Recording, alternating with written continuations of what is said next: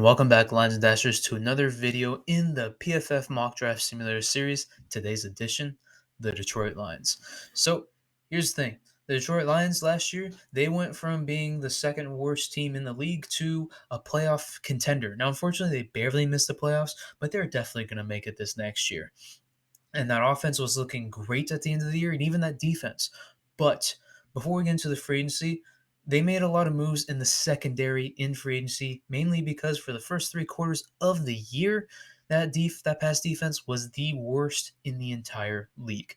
But as I said, they helped themselves out in free agency by signing Cameron Sutton to a 3-year, $33 million deal, then Emmanuel Mosley to a 1-year, $6 million deal. Both are cornerbacks, and then a safety in C.J. Gardner-Johnson to a 1-year, $8 million deal. But not just on the defense side of the ball, they made some moves on the offensive side of the ball, with signing David Montgomery to a 3-year, $18 million deal, and then inside lineman Graham Gazelle. So before we get into the video, there's only one strategy that really two strategies I have for this draft.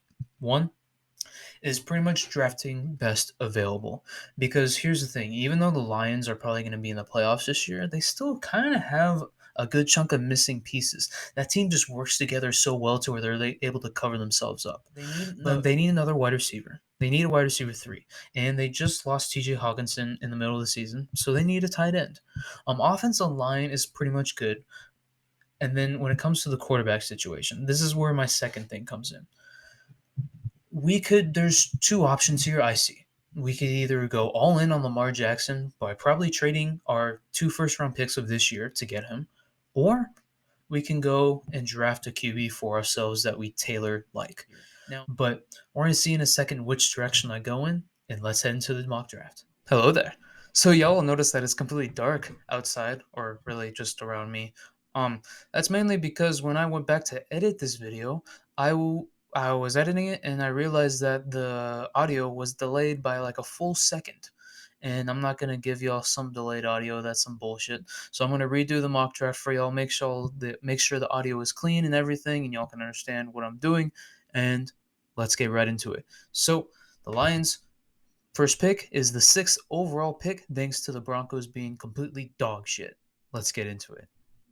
Alrighty, we're on the clock. So I tried to propose this trade of Lamar Jackson for my first 2 picks here in the first round, right? I thought that was a pretty fair trade. And then I added another one, first and a second round pick. And then I added another first and second round pick, and they are not interested apparently. So the strategy of getting Lamar Jackson is completely off the table. But here's the thing: we have some very good prospects right here with Jalen Carter and Will Anderson Jr. Now, this one is tricky because both of these guys are elites. So I'm not even going to look at their stats or physicalities or anything. We need to decide here what we would rather have. Would we rather have somebody on the inside to help out with the run game, or do we want to create one of the most formidable young edge rushing duos in the NFL in Will Anderson and Aiden Hutchinson?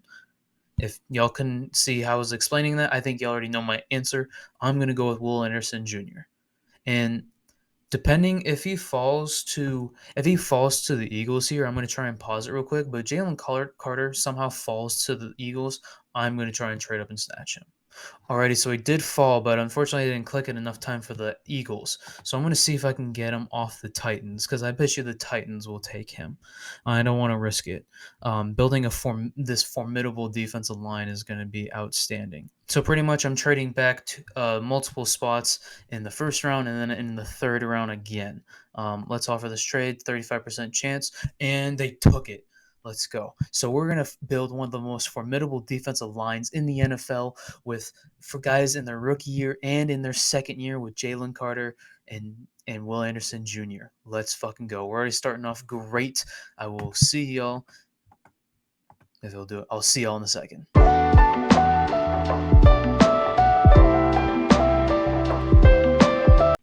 Alrighty, and we're on the clock in the second round. I did a little bit of research, and I think I'm gonna go with Tariq Steven, even though he doesn't have that best of a grade, just under an 80, and then 76 is not too bad. He gave up three touchdowns, only had two interceptions.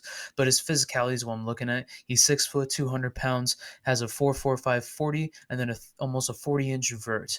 Now, obviously, he's not polished, but definitely could be a high floor corner, as it says down here, with traits that can translate sooner. And let's be honest, the Lions are ready to compete now. So I'm going to go with Stevenson here. I'll see y'all in a second.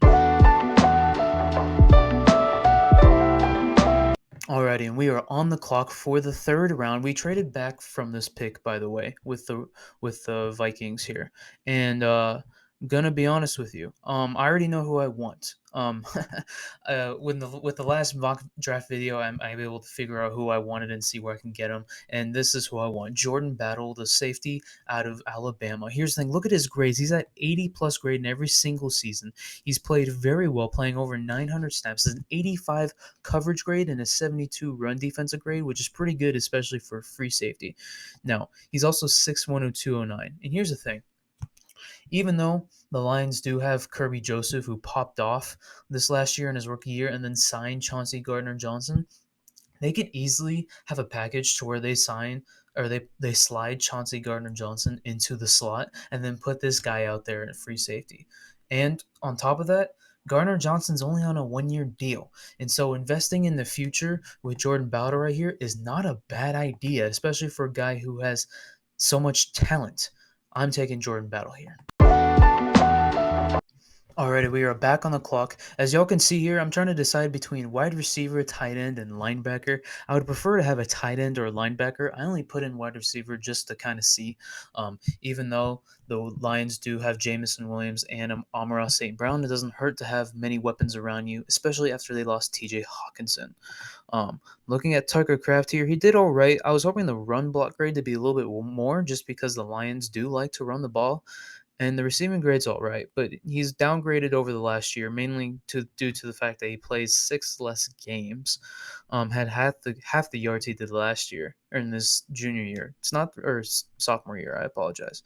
Not really that interesting. I mean, he is big, but nothing spectacular. Now let's look at Dorian Williams, the linebacker out of Tulane.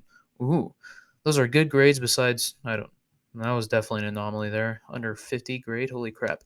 But pass rush grade's not that bad. Run defense grade, it could be better, but the coverage grade is what I'm looking at here, because he'll definitely play middle linebacker, and the Lions only really have the one linebacker, and that was that rookie. I totally forgot your name. No disrespect. I apologize. But here's the thing: the coverage grade is what I'm looking at, and he's great. He's great. And on top of that, he's 6'1", which is an ideal size, maybe a little bit bigger, but that's not bad at all. And according to PFF, he has an interesting coverage skill set when the kind of length that defensive coordinators want to work with. He's only allowed 161 yards in coverage in 2022. That's pretty stellar. And the Lions could use a linebacker, especially with that defense. I'm going to take Dorian Williams. I will see y'all in a second. Alrighty, and we are back on the clock. I already know who I'm going with. I'm going with Davis Allen. Now, I did a little research on the tight ends in the last mock draft that I did with the Butchered Audio, and this guy overall was just one of the best ones out here, especially in the later rounds. And he's also big at 6'6" and 245. Even though his grades aren't really that great, what's the key difference here is his overall grades. And what I mean by that is, he had some of the most balanced grades out there, with a 71 receiving grade and then a 69 run block grade. As I said before, the Lions are going to be looking to run the ball because they love to run the ball, and they need a tight end that can create those pockets, create those holes. And none of the other tight ends were even close to this grade. I am taking Davis Allen. I will see y'all in a second.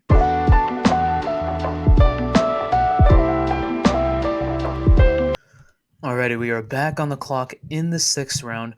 I already know who I'm going to go with here. Here's the thing. With Michael Keaton, the running back, I mean, look at his grades. 93, and the 94 really rushing grade, 94 zone rushing grade, and then 81 rushing grade in the gap. 3.5 yards after contact per attempt. That's pretty good, and very high elusive rating. This guy is killer. Now, even though he's small, here's the thing. I do not trust the Lions running backs. There's a reason why I'm taking him here. The David Montgomery, he's been injured consistently in pretty much every single year he's played. And then also DeAndre Swift, he looked to be the Alvin Kamara of this year when it came, especially when it came to fantasy. And that dude took such a big dip. He lost touches to Jamal Williams, and Jamal Williams ended up becoming the rushing touchdown leader of the NFL. And they lost him. I don't really have any faith in that running back committee of the Detroit Lions, so I'm taking Michael Keaton here to pretty much kind of help them and supplement them. I will take him, and I will see y'all in a minute. Alrighty, we are in the seventh round. I was thinking about. I'm gonna take a quarterback, and here's the thing: I'm kind of trying to decide between Max Duggan. Now, for the record, I already know I'm reaching when it comes to the quarterback position here, especially in the sixth round, because the both guys I'm looking at here are like late seventh round picks, potentially undrafted. But here's the thing: the Lions need a quarterback. They need a backup quarterback, and especially since we didn't land one earlier in the first round, or even land Lamar Jackson, as I thought my two strategies were going to work out. We need a backup quarterback. Maybe one that could just serve the purpose of being a backup, or potentially become a starter. It's a low risk, high reward type of thing of taking a quarterback in the sixth round, and especially with guys at these age, it's not going to hurt you. It's really not. I was thinking between Max Duggan and Stetson Bennett. Now, if you look at Stetson Bennett's grades, holy shit! Outside of the pressure grade, which is very concerning because of how big of a drop off that is of just a normal like 90 overall grade to a 60 when it comes to pressure. That's not good, especially in the NFL. But this guy is a champion. He's done very well. And he is short and small, but he's 25, which is kind of a bit concerning. But the grades are surpassing this man by far. And his pressure grade of Max Duggan, I know that's not his name, I'm just pronouncing it that way on purpose, is very low. Is very low.